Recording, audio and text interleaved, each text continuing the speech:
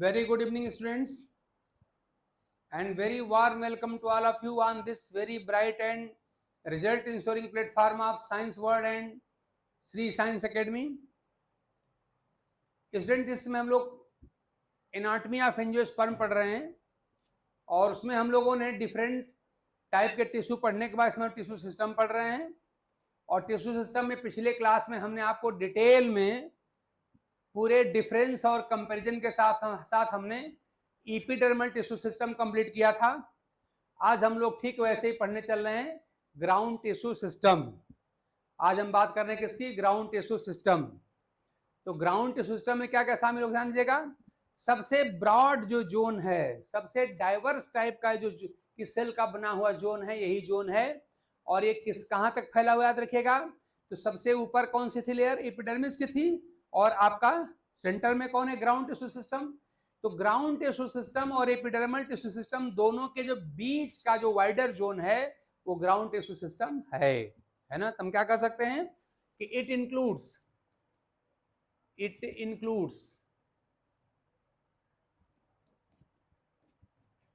includes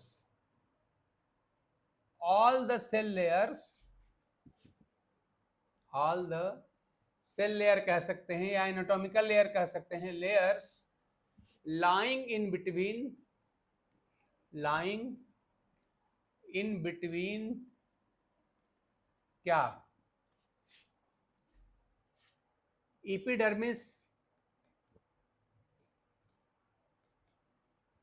and vascular tissue system, उसके बीच में जो है वो आपका ये ग्राउंड टिश्यू सिस्टम होता है। Good evening Manju. ये काफी ब्रॉड होता है, काफी वाइडर होता है। ये भी आप लिख सकते हैं कि ये क्या चीज है? इट इज मोस्ट ब्रॉड या वाइडर।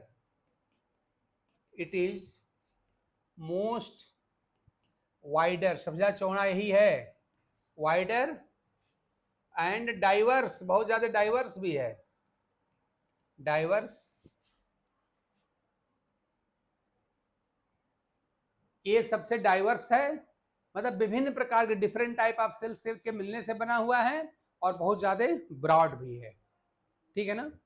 अब देखिए इसके बारे में डिटेल में हम चर्चा करेंगे, साथ में हम लोग कंपैरिजन करते रहेंगे कि ग्राउंड टिश्यू जो होता है वो स्टेम में कैसा होता है, रूट में कैसा होता है, कौन कौन से लेयर्स हैं, डाइकाट में कैसा है, मोनोकाट में कैसा है। देखिए टिश्यू सिस्टम पढ़ने का मतलब है कि हर लेयर को आप जाने और वो लेयर जो है किस प्रकार के सेल से बनी हुई है और उस लेयर का, उस एनाटॉमिकल लेयर का क्या पर्टिकुलर फंक्शन है और क्या उसका मॉडिफाइड फंक्शन है।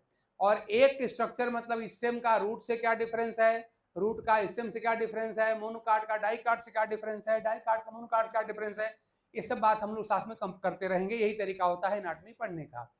तो देखिए मैं थोड़ा सा आपको एक लेयर दिखाऊं अगर, तो अगर मैं डाइकाट स्टेम की आपको बात कर दूं तो देखिए ऐसा, मैं डाइकाट स्टेम में अगर फिगर दिखाऊं आपको, एक रफ डायग्राम दिखाऊं अगर, तो यही हमको मिलता है क्या? देखिए सबसे बाहर मान ली एपिडर्मिस आपकी हो गई, एपिडर्मिस हो गई, उसके नीचे आपका हाइपोडर्मिस हो गया, उसके नीचे आपका जनरल कार्टेक्स हो गया, फिर उसके अंदर क्या हो गया आपकी एंडोडर्मिस हो गई, फिर क्या हो गई ये पेरिसाइकिल हो गई, मान लीजिए ये पेरिसाइकिल लेयर हो गई। ठीक, इसके बाद से मान लीजिए आपके वैस्कुलर बंडल इस तरह से हो गए, ये वैस्कुलर बंडल से रिंग में अरेंज हो गए। ठीक, जो कि आप जानते हैं कंजॉइंट, कोलैटरल, ओपन और एंड आर्क होते हैं। ये सारी बात हम लोग देख ही लिए थे, याद करिए। ये हो गया, ये पूरा हो गया। अब देखिए ये आपका हो गया एपिडर्मिस, एपिडर्मिस हो गया,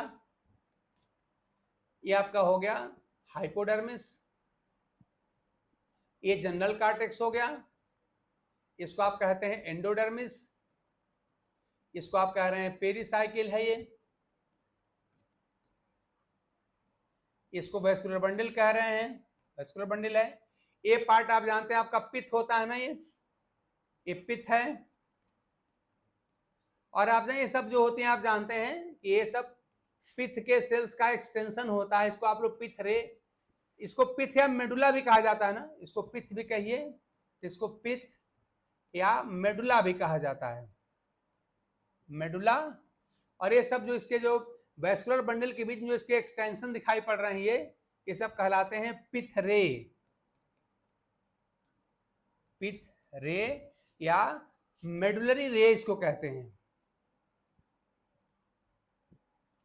मेडुलरी रे। ये पूरी स्ट्रक्चर मैंने रफ डायग्राम बना दिया हमने।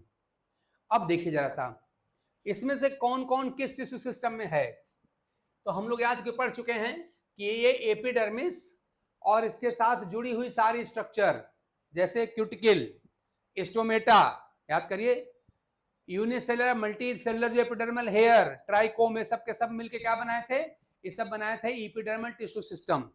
तो ये क्या बना दिया, ये आपका बना दिया एपिडर्मल, हालांकि हमने खाली सार्ट में एक लेयर बना दिया है रफ टाइप का।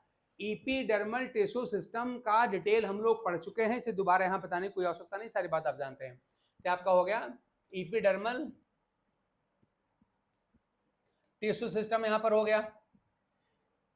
अच्छा अब देखिए यहां पर एक बात ये दिखाई पड़ रही है, तो ये क्या हो गया आपका, ये आपका हो गया वैस्कुलर टिश्यू सिस्टम आपका हो गया, और इसको छोड़ के बाकी जितनी भी लेयर्स हैं वो सब के सब यहाँ पे ग्राउंड टिश्यू सिस्टम में आएंगी। तो बस देखिए, बस खाली दो को निकालिए, एपिडर्मिस और एसोसिएटेड स्ट्रक्चर के मिलने से बनता है epidermal tissue system. Vascular bundle आपके सामने है, ये बना दिया वैस्कुलर टिश्यू सिस्टम। इन दोनों को छोड़ के बाकी जितनी भी लेयर्स हैं वो सब के सब किसकी पार्ट हैं, वो सारी के सारी पार्ट हैं ग्राउंड टिश्यू सिस्टम का।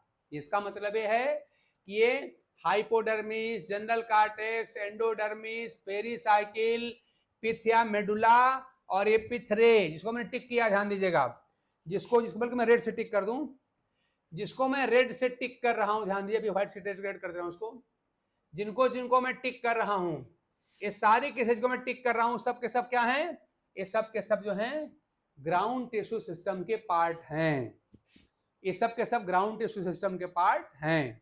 आई होप मेरी बात आप समझ गए होंगे कि ग्राउंड टिश्यू में हम लोग क्या क्या पढ़ने वाले हैं।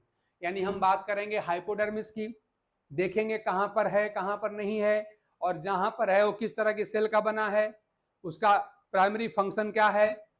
ऐसे देखेंगे जनरल कार्टेक्स कहाँ है कहाँ नहीं है, जहां है उसका क्या फंक्शन है देखेंगे, एंडोडर्मिस देखेंगे, पेरिसाइकिल देखेंगे। वैस्कुलर बंडल हम लोग ऑलरेडी डिटेल में पढ़ चुके हैं, उसको पढ़ने की आवश्यकता नहीं है, वो हम पहले ही पढ़ चुके हैं। उसके बाद से पिथ और पिथरे, यही पूरा का पूरा हम लोगों का आज का डिस्कशन का टॉपिक है। तो आप समझ गए होंगे कि ग्राउंड टिश्यू सिस्टम में क्या क्या होगा, क्या क्या शामिल होगा। अगर मैं एक डाई काट, मान लीजिए अगर मैं कहूं कि रफ डायग्राम किसका है, ये हमारा जो ये रफ डायग्राम है ऑफ किसका है, TS of dicot stem, transverse section of dicot stem है, ये डाइकॉट स्टेम के ट्रांसवर्स सेक्शन का डायग्राम है।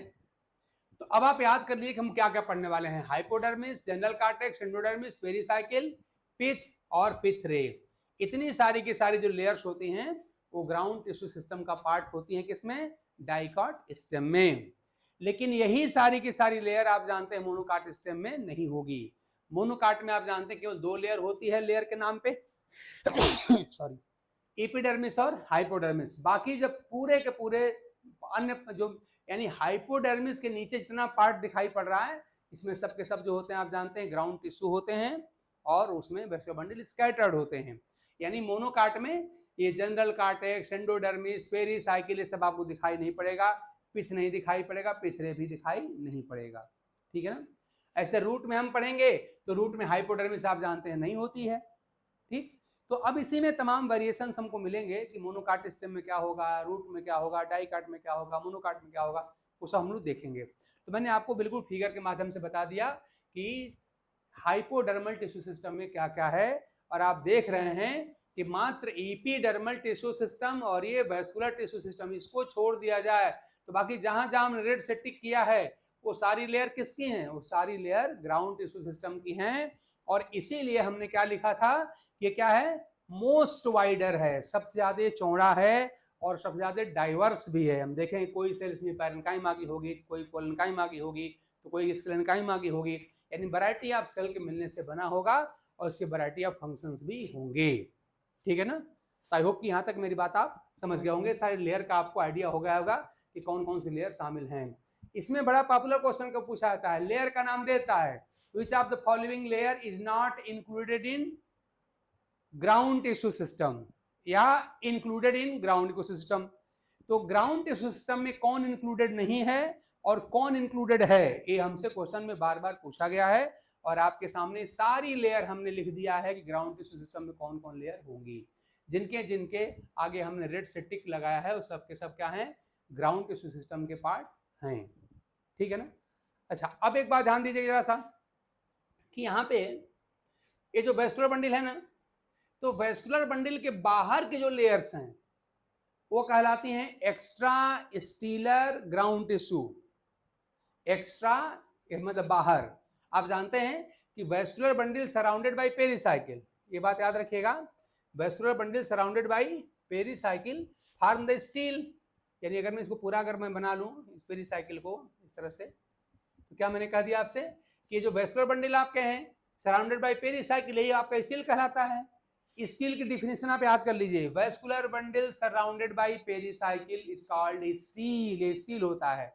तो इस वेस्कुलर बंडल के बाहर का जो हमारा पार्ट है या जो लेयर है वो कहलाएंगे क्या, extra stealer ground system.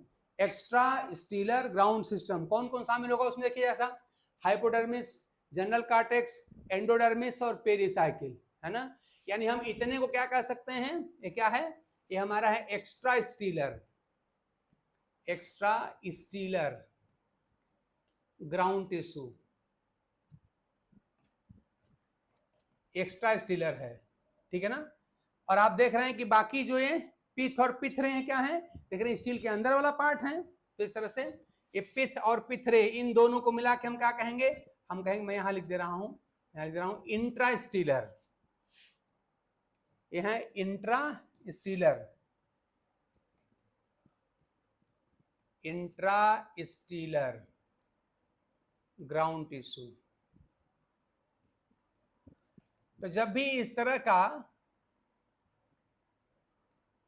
Classification होता है कि एक्स्ट्रा स्टीलर में कौन कौन शामिल होगा या इंट्रा में कौन शामिल होगा, तो बड़े आराम से आप बता सकते हैं। इसके लिए क्या जानना है, इसके लिए आपको सिर्फ इतना सा जानना है, स्टील क्या है। तो स्टील क्या होता है, vascular bundle surrounded by pericycle constitute the steel. मैं यहां अगर लिख भी दूंगा, यहाँ स्टील क्या चीज है, स्टील क्या है, देखिए ऐसा, वेस्कुलर बंडल्स, शार्ट में लिख दें इसको, वेस्कुलर बंडल सराउंडेड बाय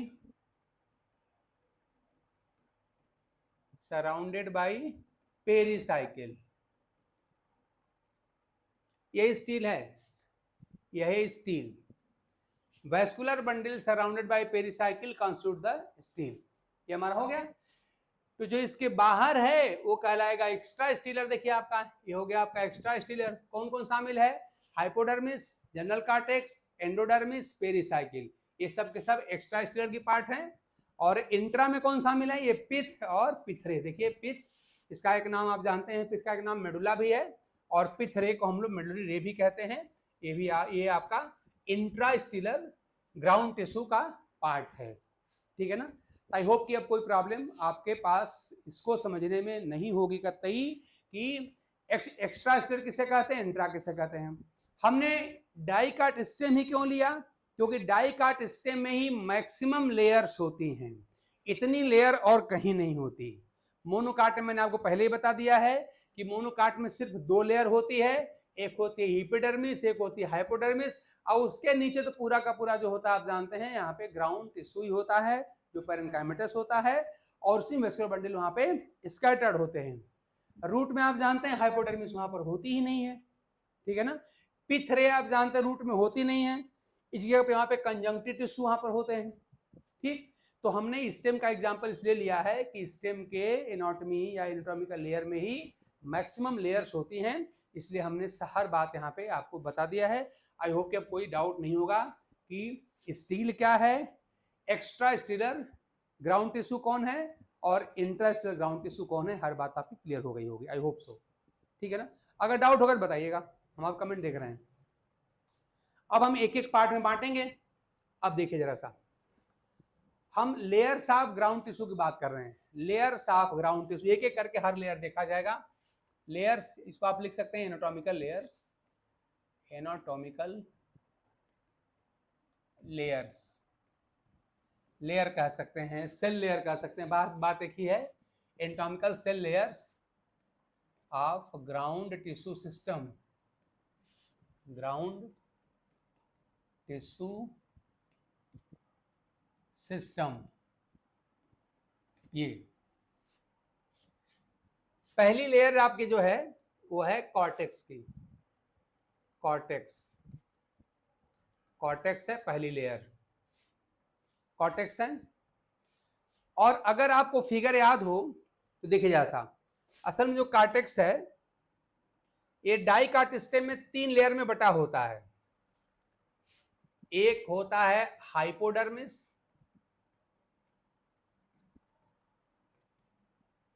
दूसरी लेयर इसकी है जनरल कॉर्टेक्स,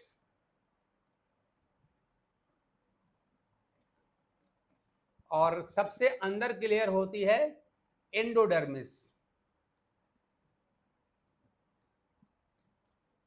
यानी जो कॉर्टेक्स जो होता है, स्पेशली डाइकॉट सिस्टम में याद रखिएगा, कॉर्टेक्स जो है वो डाइकॉट सिस्टम में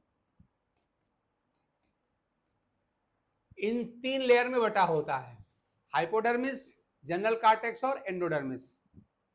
ठीक है ना, इसमें से याद रखिएगा रूट में हाइपोडर्मिस नहीं पाई जाती, मैं लिख भी दे रहा हूं, absent in root, absent in root. ठीक है ना, और ये दोनों जो हैं absent in monocot stem, absent in monocot stem, monocot stem. हालांकि कुछ आथर जो है कहते हैं कि जो स्टेम का जो ग्राउंड टिश्यू सिस्टम होता है उसको आप जनरल कॉर्टेक्स कह सकते हैं। तो कुछ लोगों के हिसाब जनरल कॉर्टेक्स प्रेजेंट है, लेकिन मेजॉरिटी आप जो व्यू है वो यही है कि हाइपोडर्मिस के नीचे सबकी यूनिफॉर्म जो है पैरेन्काइमेटस जो होती है टिश्यूज होते हैं, और उसी के अंदर वेस्कुलर बंडल वहां पे स्कैटर्ड होते हैं, उसको ग्राउंड टिश्यू कहा भी जाता है। ठीक है ना, तो जरा सही बात समझिए, ये तीनों लेयर कहां पे हैं, डाइकॉट स्टेम में है। यहीं से डिफरेंशिएट करते रहिए, हाइपोडर्मिस एब्सेंट इन रूट, याद रखिए साफ साफ लिखा हुआ है, hypodermis absent in root, general cortex absent in monocot stem. तो इसका मतलब कि हम यहाँ पे कॉर्टेक्स में यहीं पे डिफरेंशिएट कर लिए कि डाइकॉट स्टेम में कौन कौन सी लेयर्स होती हैं, और इसमें से रूट में कौन नहीं होती, और मोनोकाट स्टेम में कौन नहीं होती। आई होप मेरी बात आप लोग समझ गए होंगे। ठीक है ना, यहाँ से आप समझ लीजिए। इसका मतलब ये है कॉर्टेक्स को अगर हम समझें कि कॉर्टेक्स आखिर में है क्या चीज, तो जरा सा इसके पहले पिछले डायग्राम पे जाइए, यहाँ देखिए जरा सा, ये इपिडर्मिस से लेकर के पेरिसाइकिल के बीच का देखो जैसा, इन तीनों को देखिए जैसा, तो हाइपोडर्मिस, जनरल कॉर्टेक्स, एंडोडर्मिस, ये तीनों क्या है, ये तीनों मिला क्या है, यही है आपका कॉर्टेक्स। देख लीजिए, है ना। तो हम कॉर्टेक्स को क्या बता सकते हैं डाइकॉट स्टेम में, कि वह है एनाटॉमिकल लेयर, वह है एनाटॉमिकल जोन जो इपिडर्मिस और पेरिसाइकिल के बीच में पाया जाता है, उसे हम कहते हैं क्या, कॉर्टेक्स कहते हैं। तो कॉर्टेक्स क्या होता है, cortex is the anatomical layer which lies between क्या, इपिडर्मिस एंड पेरिसाइकिल। क्योंकि आप देख रहे हैं कि हाइपोडर्मिस, जनरल कॉर्टेक्स और एंडोडर्मिस तीनों को मिला के मिला के तो हम कॉर्टेक्स कह रहे हैं ना। इसका मतलब तीनों क्या हो गए, हमारे कॉर्टेक्स हो गए। इस कॉर्टेक्स के ऊपर क्या है, इपिडर्मिस है, और नीचे क्या है, पेरिसाइकिल है। तो हम सीधे से कह सकते हैं कि पेरिसाइकिल और एपिडर्मिस के बीच का जो एनाटॉमिकल लेयर है, जो जोन है, वही कहलाता है क्या, वो कहलाता है हमारा कॉर्टेक्स। इसका मतलब कॉर्टेक्स में जोनेशन है, या पूरे ग्राउंड टिश्यू सिस्टम में भी जोनेशन दिखाई पड़ रहा है। सब जोन ही तो है, hypodermis, general cortex, endodermis, pericycle, सब जोन ही तो हैं। तो ग्रेट वैरायटी ऑफ जोनेशन दिखाई पड़ता है, या वाइड रेंज ऑफ जोनेशन आपको यहाँ पर दिखाई पड़ता है। ठीक है ना? आई होप कि मेरी बात अब आप समझ गए होंगे। तो इस तरह से आप देख रहे हैं कि आप क्या लिख सकते इसके बारे में कि क्या है, the zone which lies in between, ऊपर क्या था, एपिडर्मिस था ना, इन बिटवीन एपिडर्मिस एंड नीचे क्या था, सबसे नीचे क्या था, पेरिसाइकिल एंड पेरिसाइकिल। पेरिसाइकिल के बीच में जो जोन होता है उसी को हम कहते हैं कॉर्टेक्स। और पूरी बात आपके सामने आ गई। डाइकाट में तीनों लेयर होती हैं, रूट में आप देख रहे हैं हाइपोडर्मिस एब्सेंट होती है, और मोनोकाट स्टेम में आप कह रहे हैं कि जनरल कॉर्टेक्स और एंडोडर्मिस दोनों एब्सेंट होती है। ठीक है ना? ये ध्यान दीजिएगा आप लोग, ये सारे पॉइंट याद रखिएगा। इसी को पॉइंट में रख करके और हम यहाँ पे डिफरेंस दिखा पाएंगे कि कॉर्टेक्स ऑफ रूट और स्टेम में क्या डिफरेंस है, कॉर्टेक्स ऑफ मोनोकाट और डाइकाट स्टेम में क्या डिफरेंस है, ये सब यहाँ से हम दिखा पाएंगे। हर बात एकदम क्लियर है साफ साफ। ठीक है ना? चलिए हम आते हैं हाइपोडर्मिस पर, एक एक लेयर शुरू करते हैं। तो कॉर्टेक्स की पहली लेयर हम लेते हैं हाइपोडर्मिस। ये बात जरा ढंग से याद रखिएगा कि डाइकाट में तीनों लेयर हैं, रूट में हाइपोडर्मिस एब्सेंट है, रूट मतलब दोनों रूट, चाहे डाइकाट चाहे मोनोकाट का हो, हाइपोडर्मिस एब्सेंट है। ठीक है ना? और मोनोकाट स्टेम में दोनों एब्सेंट हैं, जनरल कॉर्टेक्स भी और एंडोडर्मिस भी। ठीक है ना? चलिए यहां तक बात हो गई। अब हम शुरू करते हैं हाइपोडर्मिस। तो हमारा जो हाइपोडर्मिस है, हाइपोडर्मिस, तो इसके बारे में क्या याद करना है पहले कि एब्सेंट इन रूट, पहला पॉइंट तो यही, एब्सेंट इन रूट। पहला पॉइंट हमारा यही है, absent in root. Absent in root, root का मतलब मोनोकाट डाइकाट दोनों में ही नहीं है, absent in root, in root, पहला बात रखिएगा। दूसरी बात याद रखिएगा कि मोनोकाट में प्रेजेंट है, मोनोकाट स्टेम जो होता है और डाइकाट स्टेम दोनों में प्रेजेंट है ना? तो इसका मतलब कि यहां भी प्रेजेंट है, यहां भी प्रेजेंट, दोनों में प्रेजेंट है, दोनों में है प्रेजेंट, यहां पर भी है, हमने फिगर आपको दिखाई था, दोनों में है प्रेजेंट। लेकिन अंतर क्या है ध्यान दीजिएगा, यहां पर ये होता है मोनोकाट स्टेम में होता। अच्छा, ये क्वेश्चन बहुत बार पूछा गया है, हाइपोडर्मिस जो मोनोकाट स्टेम की होती है, ये होती है कैसी, ये होती है स्क्लेरेनकाइमेटस, स्क्लेरेनकाइमेटस होती है। और डाइकाट में कैसी होती है, कोलेनकाइमेटस होती है, कोलेनकाइमेटस, ये हो गई ना, स्क्लेरेनकाइमेटस है, कोलेनकाइमेटस हो गई। तो 3 पॉइंट आप याद रख लीजिए। अब फिगर में आपको दिखाई चुका हूं हाइपोडर्मिस कहां पर होती है, तो एब्सेंट होती किसमें, रूट में, मोनोकाट स्टेम में प्रेजेंट, डाइकाट स्टेम में प्रेजेंट। अब किस सेल की बनी है, तो मोनोकाट स्टेम में बनी है स्क्लेरेनकाइमा की, और डाइकाट में बनी है किसकी, पैरेनकाइमा की। यहाँ स्क्लेरेनकाइमेटस है, सॉरी यहाँ पे कोलेनकाइमेटस है, तो डाइकाट में कोलेनकाइमा की बनी है, मोनोकाट में स्क्लेरेनकाइमा की बनी है। अच्छा, अब जब हमको सेल पता चल गया कि किस में किस सेल की बनी है, तो क्या हम इसका फंक्शन पता नहीं कर सकते, हम इसका फंक्शन पता कर सकते हैं। आप देख रहे हैं कि आप जानते हैं कि स्क्लेरेनकाइमा डेड मैकेनिकल टिश्यू है और कोलेनकाइमा कैसी है, लिविंग मैकेनिकल टिश्यू है। सारी बात हम पढ़ चुके हैं, देखिए मैं इसको मेंशन कर दे रहा हूं। कोलेनकाइमा कैसी होती है, ये आप जानते हैं लिविंग मैकेनिकल टिश्यू है, यह लिविंग मैकेनिकल टिश्यू, ये सारी बात हम लोग पढ़ चुके हैं। ऐसे कोरिलेट करिए सब्जेक्ट को, तो सब्जेक्ट आपका होलिस्टिक अप्रोच के साथ तैयार होगा। अब ऐसे बुक्स में ऐसे ऑर्डर में नहीं लिखा रहता है, लेकिन आप थोड़ा सा जब आप किसी एक्सपर्ट का लेक्चर देख रहे हैं, सुन रहे हैं, तो वहां पर आपका अप्रोच बन जाना चाहिए। तो मतलब कि बुक्स में सारी बातें हैं, ऐसा नहीं कि हम आपको कहीं अलग से पढ़ा रहे हैं, ऐसा नहीं, बुक्स में सारी बातें हैं, उनको रिप्रेजेंट करने का अपना अपना तरीका होता है। तो कोलन काइमा ऑलरेडी हम पहले पढ़े हुए, उस लाख हमने इन्फॉर्मेशन हम यूज कर लिया कि कोलन काइमा जो होती है लिविंग मैकेनिकल टिश्यू होती है, और सेल काइमा कैसी होती है, ये होती है डेड मैकेनिकल टिश्यू होती है, ये होती है dead mechanical tissue, dead mechanical tissue है।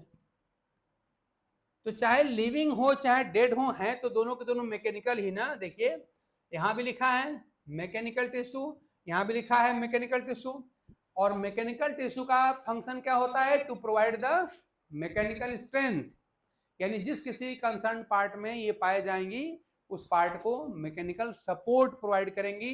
इसका मतलब क्या है, हाइपोडर्मिस का पहला फंक्शन क्या है कि to provide the mechanical support and protection. ध्यान दीजिएगा। तो अगर मैं हाइपोडर्मिस के जनरल फंक्शन की बात कर लूं तो जनरल फंक्शन रटने की कोई जरूरत नहीं है भाई। मोनोकाट में बनी है डेड मैकेनिकल की, स्केलन काइमा की, डाइकाट में बनी किसकी, लिविंग मैकेनिकल यानी कोलन काइमा की। इसका मतलब भाई जब मैकेनिकल टिश्यू की बनी है तो मैकेनिकल टिश्यू का प्राइमरी फंक्शन क्या होता है, to provide the mechanical support या प्रोटेक्टिव इन फंक्शन, है ना। तो पूरा हम कह सकते हैं। असल में एक बात दिखेगा, हालांकि वेरिएशंस हैं, लेकिन पूरा का पूरा जो कॉर्टेक्स एज होल होता है वो प्रोटेक्टिव लेयर ही होता है। हालांकि उसके अलग अलग फंक्शन भी होते हैं, मैं नहीं कह रहे हैं, लेकिन एक जनरल फंक्शन है प्रोटेक्टिव होता है। तो अगर मैं इसके फंक्शन की बात कर लूं, हाइपोडर्मिस के अगर फंक्शन की यहां पर बात कर लिया जाए तो क्या हो जाएगा कि प्राइमरी फंक्शन इसका हो जाएगा to provide the mechanical support, यानी प्राइमरी जो फंक्शन है is to provide the mechanical support, mechanical support and protection, इनका प्राइमरी फंक्शन है। ठीक, लेकिन इनका और भी फंक्शन है। देखिए वो फंक्शन क्या है, वो फंक्शन ये है, याद करिए हम लोग जब कोलन काइमा को पढ़ रहे थे, जब हम पढ़ रहे थे कोलन काइमा को, तो वहां पे बताया गया था कि कोलन काइमा सेल भी आप जानते हैं लिविंग सेल्स होती हैं, और ये भी कहा गया था कि पैरेनकाइमा सेल के लगभग सारे के सारे फंक्शन जो हैं वो कोलन काइमा सेल परफॉर्म कर सकती हैं। इसका मतलब जिस तरह से पैरेनकाइमा सेल क्लोरेनकाइमेटस हो सकती है, ध्यान दीजिए क्लोरेनकाइमेटस, यानी पैरेनकाइमा सेल्स में अगर क्लोरोफिल डेवलप हो जाता है तो वही पैरेनकाइमा सेल कहलाती है क्लोरेनकाइमा। तो जिस तरह से पैरेनकाइमा सेल के अंदर क्लोरोफिल डेवलप हो सकती है और उसका एक मेजर फंक्शन हो जाता है कि to synthesise as well as store the food, उसी प्रकार से कोलन काइमा के अंदर भी, लेकिन कोलन काइमा कहां पर ध्यान दीजिएगा, डाइकाट स्टेम में, इस स्केलन काइमा में नहीं, मतलब कि मोनोकाट के हाइपोडर्मिस की जो स्केलन काइमा सेल्स हैं, चूंकि डेड सेल्स हैं, इसलिए यहाँ पर फोटोसिंथेटिक एक्टिविटी असाइन नहीं की जा सकती। लेकिन जो हमारा डाइकाट स्टेम है जिसमें कोलन काइमेटस है, उस कंडीशन में डाइकाट स्टेम के कोलन काइमा सेल के अंदर क्लोरोफिल डेवलप हो सकता है, और उस क्लोरोफिल के डेवलप होने के बाद कोलन काइमा सेल का जो प्राइमरी फंक्शन था क्या, टू फंक्शन क्या है, to provide the mechanical support and protection, ये तो ही है, ये तो रहेगा ही रहेगा। इसके अलावा टू फोटोसिंथेसाइज फूड भी हो जाएगा, यानी उन केसेस में जहां पर हाइपोडर्मिस की जो कोलन काइमा सेल्स हैं उनमें क्लोरोफिल डेवलप हो जाएगा, तो वहां पर इनका फंक्शन टू सिंथेसाइज या फोटोसिंथेसाइज फूड भी हो जाएगा। इसके अलावा याद करिए, इसके अलावा चूंकि कोलन काइमा सेल्स हैं, और कोलन काइमा सेल से भी याद रखिएगा, कोलन काइमा सेल्स से भी कार्टिकल रीजन में कार्क कैम्बियम की ओरिजिन देखी गई है। इसका मतलब ये भी जो होती है सेकेंडरी ग्रोथ में हेल्प कर सकती है by providing the secondary cambium. ठीक है ना। इसका मतलब कि एक और फंक्शन क्या हो सकता है, ध्यान दीजिएगा, एक और, यानी इसको हम सेकेंडरी फंक्शन मान लिख दें, अगर सेकेंडरी फंक्शन ये क्या हो सकता है, to photosynthesize food, to photosynthesize food, to photosynthesize food. लेकिन ऐसा कब, ऐसा तभी जब कोलन काइमा सेल में क्लोरोफिल डेवलप हो जाता है। मैं अगले पेज में लिख रहा हूं, food when chlorophyll develops in collenchyma cells.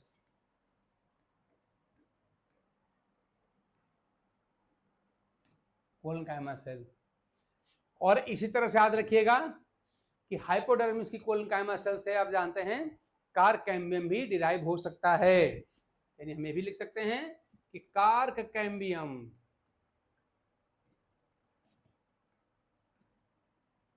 में आल्सो derived from कोलेनकाइमा या कोलेनकाइमेटस हाइपोडर्मिस। हाइपोडर्मिस आप क्या, डाइकॉट स्टेम, डाइकॉट स्टेम, ठीक है ना। तो एक बात तो आपको समझ लेना है कि जो यहाँ पर हाइपोडर्मिस होती है वो स्टेम के केस में तो कोलेनकाइमेटस होती है, डेड होती है, और वहां पर उसका primary function to provide the mechanical support and protection ही होता है। लेकिन डाइकॉट स्टेम में जहां पर कोलेनकाइमेटस होती है वहां पे कोलेनकाइमा लिविंग मैकेनिकल टिश्यू है, इसलिए वहां पर प्रोटेक्शन प्रोवाइड करेगा, मैकेनिकल सपोर्ट प्रोवाइड करेगा, लेकिन उसके साथ ही साथ याद रखिएगा क्योंकि कोलेनकाइमा लिविंग सेल्स होती हैं तो उनमें क्लोरोफिल अगर डेवलप हो जाएगा तो वहां पर उसका काम क्या हो जाएगा, फोटोसिंथेटिक हो जाएगा। ध्यान दीजिए, कोलेनकाइमा सेल मैंने बताया था आपको कि यहाँ पर क्लोरोफिल डेवलप हो सकता है, तब क्या हो जाएगा, कोलेनकाइमा जो सेल्स हो जाएंगी क्या हो जाएंगी, वहां पे फोटोसिंथेटिक रोल में आ जाएंगी। इसी प्रकार से आप जानते हैं कि कार्क कैम्बियम भी आप जानते हैं डाइकॉट स्टेम में कोलेनकाइमेटस हाइपोडर्मिस से डिराइव हो जाता है या होता है कह लीजिए, ठीक है ना। तो इस तरह से आपने पूरा का पूरा बता दिया कि हाइपोडर्मिस बड़ी इंपॉर्टेंट लेयर है, क्वेश्चन के लिए भी याद रखिएगा। तो मैंने क्या आपको बताया, आपको बात याद हो गई होगी कि रूट में हाइपोडर्मिस नहीं पाया जाता। पूरा वीडियो आपके सामने रहेगा, फिर से आप रिवाइज करके देख लीजिएगा। तो रूट में हाइपोडर्मिस नहीं पाया जाता, ना तो मोनोकाट रूट में ना डाइकाट रूट में, ठीक। स्टेम में होता है, दोनों स्टेम में होता है। डाइकाट स्टेम में लिविंग कोलेनकाइमा सेल का बना होता है और मोनोकाट में किसका बना होता है, डेड स्क्लेरेनकाइमा सेल का बना होता है। ये आप अंतर याद रखिएगा कि डाइकाट में लिविंग कोलेनकाइमा सेल का बना होता है हाइपोडर्मिस, और हाइपोडर्मिस हमेशा याद रखिए मोर देन वन लेयर का होता है हमेशा, यानी कि मोर देन वन लेयर का, सिंगल लेयर का जनरल नहीं होता, generally more than one layer का होता है, ठीक है ना। और इस हिसाब से तो अगर हम मोनोकाट सिस्टम की बात करें तो वहां इसका प्राइमरी फंक्शन क्या है, चूंकि डेड सेल का बना हुआ है तो वहां पर खाली इसका प्राइमरी फंक्शन क्या है, to provide the mechanical support, mechanical strength देना इसका काम है। लेकिन डाइकाट में आप कह रहे हैं कि ठीक है प्राइमरी फंक्शन तो मैकेनिकल सपोर्ट प्रोवाइड करना है, लेकिन इसके और भी फंक्शन हो सकते हैं, जैसे क्लोरोफिल डेवलप हो जाएगा तो इसका फंक्शन फोटोसिंथेटिक भी हो जाएगा, और यहाँ से कार्क कैम्बियम भी डेवलप होता है for the purpose of secondary growth. I hope कि अब हाइपोडर्मिस में कोई डाउट आपका नहीं होगा, ठीक है। अब आते हैं जनरल कार्टेक्स पर। सेकंड लेयर हमारी है जनरल कार्टेक्स।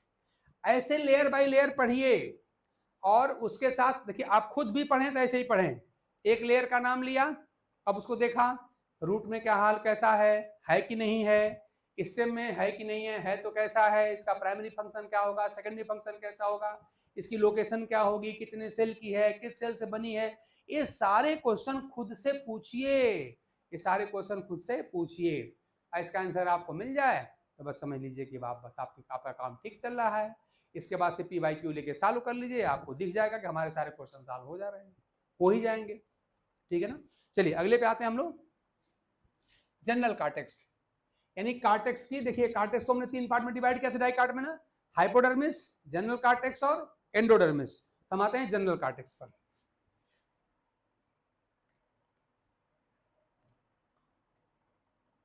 जनरल कार्टेक्स, अब देखिए कहां कहां पहले देखते हैं कहां कहां प्रेजेंट है और कहां कहां एब्सेंट है। याद रखिए कि ये मोनोकाट स्टेम में एब्सेंट होता है, ये मेन बात है, absent in absent in monocot stem, monocot stem. इस बात को आप याद कर लीजिए, इसको रट लीजिए कि एब्सेंट इन मोनोकॉट स्टेम। मोनोकॉट स्टेम में जनरल कार्टेक्स नहीं होता, मेनली दो ही लेयर होती है वहां पे, एपिडर्मिस और हाइपोडर्मिस, बाकी नीचे तो खाली बस यहाँ पे ग्राउंड टिश्यू होता है, ठीक है ना, पेरेन्काइमोटस। तो यहाँ पर एब्सेंट है। अब प्रेजेंट कहाँ पर है, तो इसके अलावा बाकी सब जगह प्रेजेंट है, इसके अलावा बाकी सब जगह प्रेजेंट है। मतलब कि क्या है, अच्छा एक बात और समझिए जरा सा आप लोग, कि हम देखिए लीफ की बात अभी नहीं की है ना, लीफ में जरा समझिए कि दोनों एपिडर्मिस के बीच में, याद रखिए, जिसको मीजोफिल सेल हम लोग कहते हैं ना, तो मीजोफिल सेल ही आप एक तरह समझ लीजिए वही लीफ का ग्राउंड टिश्यू होता है। देखिए इस बात को मैं बताना भूल गया था, मैं यहां पर बोल दूं, अभी तक मैंने खाली रूट स्टेम की बात किया था, मैं लीफ की बात नहीं किया था, मैं फिर से मैं बोल दूं, याद आ गया कि लीफ में आप जानते हैं कि क्या होता है लीफ में, अगर हम बात करेंगे लीफ की तो आप ये क्या करते हैं कि यहाँ पर आपके दोनों साइड में एपिडर्मिस होते हैं, अपर और लोअर, हालांकि इसमें स्टोमेटा वगैरह होते हैं, छोड़िए यहाँ पर। इसके बाद आप देखते हैं कि यहाँ पे क्या होते हैं, यहाँ पर मीजोफिल सेल्स होती है ना, हम डाइकार्ड मोनोकार्ड से सब पढ़ेंगे यहाँ पर। यहाँ पर क्या होती है, यहाँ पर ढेर सारी, यहाँ पर क्या होती है, ये सब मीजोफिल सेल्स होती हैं, ऊपर भी होती है नीचे भी होती हैं, ठीक है ना, देखा जाएगा यहाँ पे, यह देखा जाएगा। फिर यहाँ पर वेस्कुलर बंडल इस तरह से यहाँ पर होते हैं, ठीक है ना। तो जो मीजोफिल सेल्स हैं, लीफ की मेन सेल जो होती है मीजोफिल सेल ही होती हैं। इसका पूरा डिटेल स्ट्रक्चर हम लोग पढ़ने वाले हैं, लीफ का, डाइकार्ड का भी, मोनोकार्ड का भी। तो याद रखिए ये एपिडर्मिस हो गई, तो जो लीफ की एपिडर्मिस हो गई, ये क्या हो गई, इसने बना लिया एपिडर्मल सिस्टम बना लिया। ये आपका वेस्कुलर बंडल हो गया, ये क्या बना लेगा, ये बना लेगा वेस्कुलर टिश्यू सिस्टम बना लेगा। तो बचा कौन, ये मीजोफिल तो बची। तो जो मीजोफिल बची, ध्यान दीजिएगा, हम लोग तीन ही टिश्यू सिस्टम तो पढ़ रहे हैं भाई, एक एपिडर्मल, दूसरा वेस्कुलर और तीसरा ग्राउंड। तो आपका ये हो गया एपिडर्मल टिश्यू सिस्टम, ये हो गया आपका वेस्कुलर टिश्यू सिस्टम, और जो बच गया वो कौन है, वो आपका मीजोफिल सेल्स हैं। तो मीजोफिल सेल ही क्या होती हैं, वही लीफ में ग्राउंड टिश्यू सिस्टम बनाती हैं। इस बात को मैं अलग से लिख दे रहा हूं, ध्यान दीजिएगा, इसको बात को मैं अलग से लिख दे रहा हूं नोट करके, और वो आप याद रखिएगा। वो बात ये है,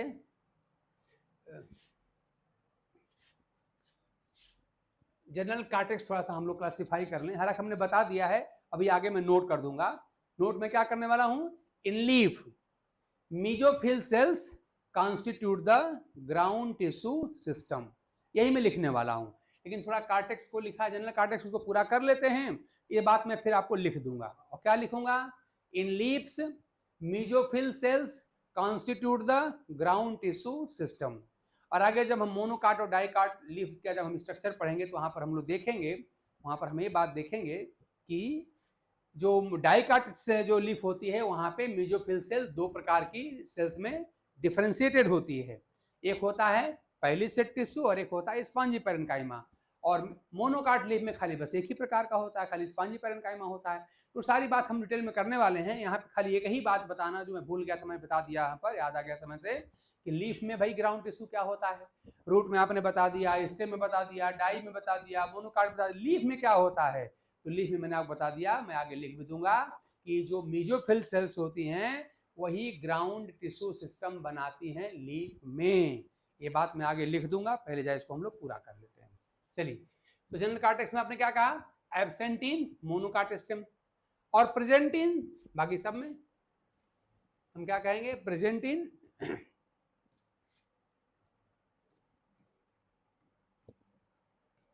प्रेजेंट इन कहां पे, प्रेजेंट इन हर जगह, जो बच गया अब प्रेजेंट इन रूट्स। और जहां पे रूट्स लिखा जाए समझिए कि वहां पे डाइकाट मोनोकाट दोनों है, अगर किसी एक में होता तो डाइकाट मोनोकाट का नाम लिखा जाता, यहाँ पे चूंकि दोनों में होता है तो हमने यहाँ पे रूट्स लिख के छोड़ दिया, एंड डाइकाट मोनोकाट दोनों में, roots and dicot stem, dicot stem यहाँ पर ये प्रेजेंट होता है, ठीक। अच्छा, ये होता कैसा, ध्यान दीजिएगा, ये होता है एक, पहले होता किसके बीच में, याद रखिए, इसके ऊपर होती है हाइपोडर्मिस और नीचे होती है एंडोडर्मिस, है ना, यानी कि लाइज इन बिटवीन, अगर फिगर आपको मैंने दिखा दिया पहले ही, लाइज इन बिटवीन क्या, ऊपर इसके क्या है, हाइपोडर्मिस, इन बिटवीन हाइपोडर्मिस,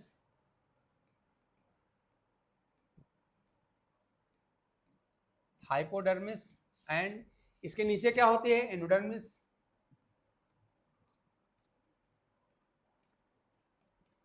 उसके बीच में लाई करती है, फिगर आप देख ही चुके हैं पहले ही। अगली बात आपको बताना है कि किसकी बनी होती है, तो कंपोज्ड ऑफ किसकी, जनरली पैरेन्काइमा सेल की, जनरली पैरेन्काइमेटस है, पैरेन्काइमेटस होता है, पैरेन्काइमा सेल का बना होता है जनरली। लेकिन याद रखिए इसके अंदर पैचेज में कोलेनकाइमा और स्क्लेरेनकाइमा डिफरेंट प्लांट्स में रिपोर्टेड हैं, ठीक है ना। तो जनरली पैरेन्काइमा का ही होता है मान के चलिए, लेकिन जब आप लोग एबनॉर्मल फीचर पढ़ेंगे तो हालांकि वो सिलेबस में है नहीं, कट गया है, लेकिन आप लोग अगर यहाँ पर अगर एमएससी किए होंगे या बीएससी में भी आपने देखा होगा कि वहाँ पर जो एनोमैलस फीचर, एनोमैलस स्ट्रक्चर्स, एनोमैलस सेकेंडरी ग्रोथ जब आप पढ़ते हैं तो आप जानते हैं ढेर सारे एक्सेप्शन वहाँ पे मिलते हैं। तो इस तरह से कॉर्टेक्स में डिफरेंट अलग अलग प्लांट में वहाँ पे पैच के रूप में कोलेनकाइमा स्क्लेरेनकाइमा भी प्रेजेंट हो सकती है, लेकिन जब निकाले जनरली लिखा है, जनरली कैसी होती है, पैरेन्काइमेटस होती है। अच्छा अब बताइए, जब जनरली ये पैरेन्काइमेटस है तो अब इसका मतलब कि पैरेन्काइमा सेल ऑलरेडी हम पढ़ ही चुके हैं, तो पैरेन्काइमा सेल का जो स्ट्रक्चर होता होगा वही यहाँ पर स्ट्रक्चर हो जाएगा, पैरेन्काइमा सेल का जो फंक्शन होता होगा वही इसका यहाँ पर फंक्शन हो जाएगा। मतलब अब इसके आगे कोई कहानी पढ़नी बाकी नहीं है, हालांकि मैं आपको सब सुना रहा हूँ दोबारा, लेकिन सुन लीजिए। अब क्या है इसका प्राइमरी फंक्शन, कैसा हो जाएगा, प्राइमरी फंक्शन हो जाएगा to store the food synthesised by leaves. इसका पहला फंक्शन क्या होगा, to store the food synthesised by leaves, ठीक। लेकिन सेकेंडरी फंक्शन क्या है, ध्यान दीजिएगा कि आप याद करिए हम पढ़े हैं कि जहां पे जो जीरोफिटिक प्लांट्स होते हैं तो वहां पे क्या होता है, आप कहते हैं कि लीव्स का हाईली रिड्यूस हो जाती हैं या लीफ बदल जाती हैं स्पाइन्स में। तो जब लीफ स्पाइन में बदल जाती हैं तो आपने लिखा है कि पैरेन्काइमा सेल में क्लोरोफिल डेवलप हो जाता है और वो क्लोरेनकाइमेटस हो जाता है। तो असल में इसी जोन की पैरेन्काइमा सेल होती है क्लोरेनकाइमेटस, याद रखिएगा। जो स्टेम का जो कॉर्टेक्स होता है उसी कॉर्टेक्स की जो पैरेन्काइमा सेल हैं यही हो जाती हैं क्लोरेनकाइमेटस, इन्हीं में डेवलप हो जाता है क्लोरोफिल और ये शुरू कर देती हैं फोटोसिंथेसिस यानी फूड सिंथेसिस भी शुरू कर देती हैं, ठीक है ना। और इसी प्रकार से जब हम लोग सेकेंडरी ग्रोथ पढ़ेंगे कार्टिकल रीजन में तो वहां पर देखेंगे कि कॉर्टेक्स की जो पैरेन्काइमा सेल्स हैं इनसे कार्क कैम्बियम या हम लोग कहते हैं फेलोजेन वो भी डिराइव होता है, ठीक है ना। ये दो पॉइंट आप यहाँ पे इसके फंक्शन में आप नोट कर सकते हैं, मैं नोट कर रहा हूं, ध्यान दीजिएगा।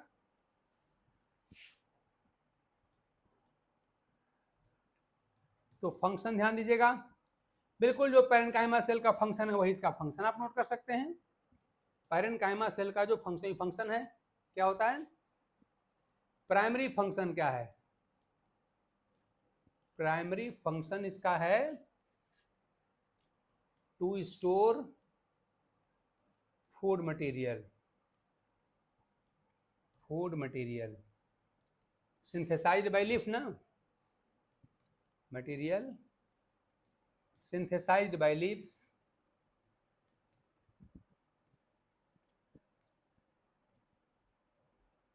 प्राइमरी फंक्शन तो यही है। लेकिन और फंक्शन क्या हो सकते हैं भाई, कि जब एक क्लोरेनकाइमेटस हो जाएगी तो उसमें क्या करें, फूड सिंथेसाइज कर जाएगी, यानी अब क्या कर सकती है, ध्यान दीजिएगा, सिंथेसाइजेज food, synthesizes food when becomes क्या, क्लोरेनकाइमेटस, क्लोरेनकाइमेटस जब हो जाएगी तो खुद फूड सिंथेसाइज करेगी। और ये कहां पर होता है, हम लोग पढ़ चुके हैं, होता है जीरोफिटिक प्लांट में। और एक फंक्शन आप इसका और बता सकते हैं क्या, वो फंक्शन ये है कि जब सेकेंडरी ग्रोथ होगी कार्टिकल रीजन में तो मेनली कार्क कैम्बियम या जो फेलोजेन होता है वो कार्टेक्स, जनरल कार्टेक्स से पैरेन्काइमा सेल से ही मेनली डिराइव होता है। तो अगला फंक्शन हम क्या लिख सकते हैं, फंक्शन अगर हम कंटिन्यू करें तो गिव राइज या प्रोड्यूस, गिव राइज क्या क्या देती हैं, गिव राइज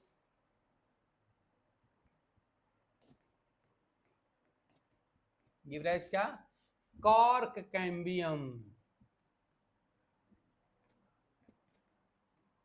कार्क कैम्बियम का एक और नाम है phellogen, phellogen for secondary growth, secondary growth, ठीक है ना। तो इस तरह से याद रखिएगा कि जो जनरल कॉर्टेक्स है उसका स्ट्रक्चर, लोकेशन, कंपोजिशन और फंक्शन यही होता है।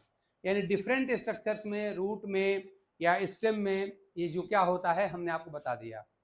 तो आपने क्या कहा, जनरल कॉर्टेक्स कहां पर प्रेजेंट है, आपने कहा कि डाइकाट स्टेम, सब मैंने लिख के दिया आपको, याद हो गया होगा। डाइकाट स्टेम में प्रेजेंट है, रूट्स दोनों में प्रेजेंट है, कहां नहीं है, कहां प्रेजेंट नहीं है, तो आप कहेंगे मोनोकाट स्टेम में एब्सेंट है, वहां पर एब्सेंट है, बाकी जगह प्रेजेंट है, ठीक। और उसके बाद से फिर क्या आपने क्या कहा कि इसका 21 सेल का बना, किसके बीच में होता है, तो आपने कहा ऊपर इसके क्या होती है, हाइपोडर्मिस होती है, नीचे क्या होती है, पूरी फिगर में आपको दिखा चुका हूं, नीचे इसकी होती है एंडोडर्मिस। तो एंडोडर्मिस और हाइपोडर्मिस के बीच का ये लेयर होता है, किस सेल का बना होता है, तो पैरेन्काइमा सेल का बना होता है, ठीक। फंक्शन इसका क्या है देखिए, तो प्राइमरी फंक्शन जो पैरेन्काइमा सेल का वही इसका भी है, और क्या होता है कि जो लीफ के अंदर फूड बनता है उसको स्टोर करना इसका प्राइमरी फंक्शन होता है। और फंक्शन क्या हो सकते हैं, तो पैरेन्काइमा सेल होने के नाते ये क्लोरीन काइमेटस हो सकती है या क्लोरोफिल डेवलप हो सकता है, और उस कंडीशन में फोटोसिंथेटिक हो जाएगी। ऐसे आप जानते हैं कार्क कैम्बियम का फॉर्मेशन भी यहीं से जनरली होता। तो ये सब क्या हो गए, जनरल कॉर्टेक्स के फीचर हो गए। इसके बाद से जो 3-4 लेयर और बच गई हैं वो सारी लेयर के बारे में हम लोग कल की क्लास में डिस्कशन कर लेंगे। देखिए भाई थोड़ा टाइम इसलिए लग रहा है हमारे पढ़ाने में, मैं भी चाहता तो सारे पॉइंट ऐसे मेंशन करके और जल्दी से निपटा देता, लेकिन देखो भाई समझना मेन बात है, खाली कंटेंट की ही बात है कि बोर्ड पे लिख दिया जाए, पीडीएफ दे दिया जाए, तो ये तो आप लोगों के पास भर भर के रखा हुआ है। मेन बात क्या है, मेन बात है कोई एक्सपर्ट डिस्कशन करे, उसके डिस्कशन को, उसके लेक्चर को आप सुने। बाकी आप क्या नहीं जानते हो भाई, बीएससी एमएससी करके आप बैठे हैं, सब जानते हैं, ऐसा कुछ नहीं है, सब जानते हैं।